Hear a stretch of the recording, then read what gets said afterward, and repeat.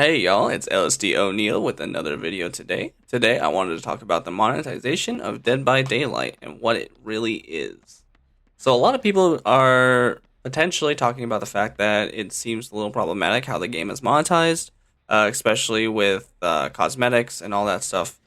Recently, DBD tweeted out that they're going to be making all cosmetics like synchronized instead of have variants and stuff. So I mean that's a good thing. A lot of things are going to be cheaper. There was like three cosmetics that actually got more expensive, which I mean sure whatever. I don't even care. I usually buy most of my cosmetics for unlicensed characters with Eerie shards, so it doesn't impact me much anyway. But I mean overall it's definitely a good change to make sure everything's consistent and all that kind of stuff.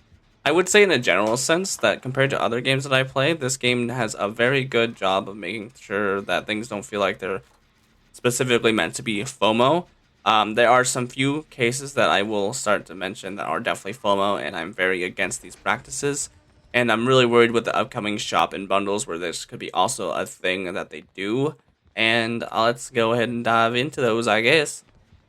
First things first, let's talk about what could happen because it hasn't happened, and that means it's not necessarily fully relevant as of at this point, but I am concerned about it in the future. Right now, we are about to get a store upgrade in about 2 weeks, and I personally think it looks ugly. I hate modern stores and games, but that's not the point.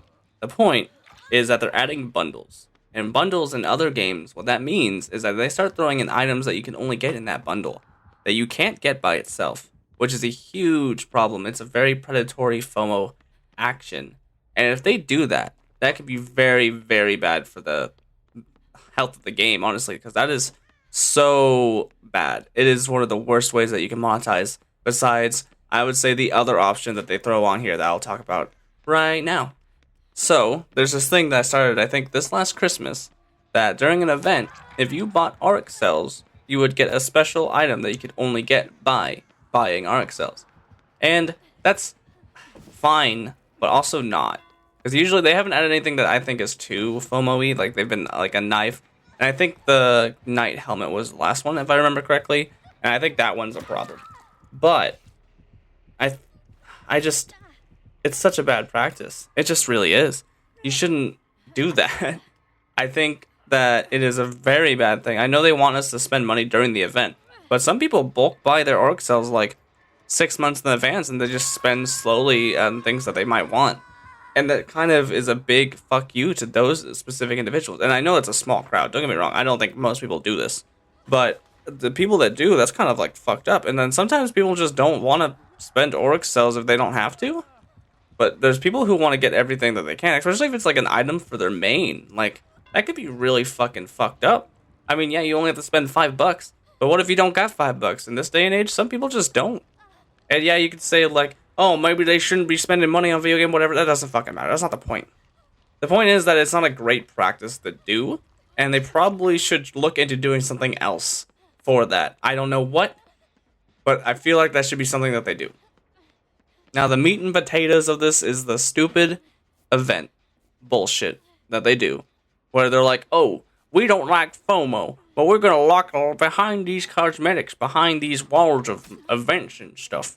Oh, you want Krampus in summer? Well, fuck you. You're going to have to wait until December like everybody else.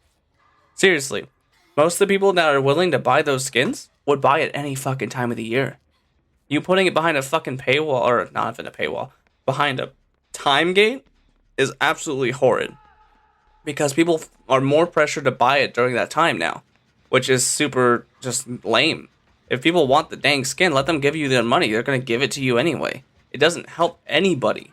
It just feels bad. And like, don't even talk about like Attack on Titan. It's gone forever. And that sucks. It could come back, potentially. They could renew the license randomly down the line. But like, it is gone forever as far as we know. And we can suspect that Iron Maiden and Slipknot are going to be the same way. Because these aren't like full chapter license things. They're temporary licenses that are there for X amount of time. And they're not that big of a deal to either side to keep going. It doesn't break the game if they go away, and those can be really problematic. I understand that that's just the way it works, and I think it's fine. I personally don't mind it. It's the only thing they can really do. If you do a licensed content from something that isn't usually in the genre, that isn't a full chapter, there's only so much you can do. There's not much worth it on both sides to keep going. Fine, whatever. But locking behind other cosmetics behind these event dates are just awful. Everyone wants to use certain things. Like, I didn't want to buy that Skull Merchant thing, and I didn't. I think it's an awesome skin. That Skull Merchant skin from the Blood Hunt, amazing. Problem was, I don't play Skull Merchant, and I might get it at some point if I ever do play Skull Merchant, but I have to wait until potentially the next Blood thing, if there even is one. Now, other games do it way worse than Behavior does. Behavior does a decent job at monetizing when it comes to stuff. Like, obviously, we're paying for chapters, which some games obviously do that for free. Overwatch was used to do that, and then it didn't, and it's going back to that, which is super cool. A lot of games don't. Destiny is atrocious about content being locked behind giant paywalls. Don't ever get me started. I hate Destiny's monetization. It pisses me off to no end. But Dead by Daylight could be so much worse. And I think that some people might either overreact or underreact to these kind of things. And it's all about perspective. It depends on how much you feel your money and your buying power is worth. And obviously that varies from person to person. I personally think that DBD is pretty fine. I don't like buying legendary skins unless I really care about the character. Like, I didn't get Sega or the other girl that came with Alan Wake, because it's not worth it to me. They're expensive skins, and these characters don't mean anything. But if we got another Resident Evil character behind that, guess we will be buying it in a fucking heartbeat. End of the day, spend what you feel like you are comfortable spending. It is your own wallet. Don't feel like pressured to buy things because they FOMO it. It is what it is. Hopefully someday they give us some free, quote-unquote, FOMO things, like P100 stuff. You know, something to grind towards. Because that's the thing. People rather have things that they can grind and earn than having to spend money on things that are locked behind time gates or limited licenses. So anyway, that's the video today. Nothing too crazy. If you liked, please hit that like button. And if you maybe want to see more of my content, subscribe. I try to post daily. Nothing too crazy, but I will go ahead and catch you guys in the next one. Bye.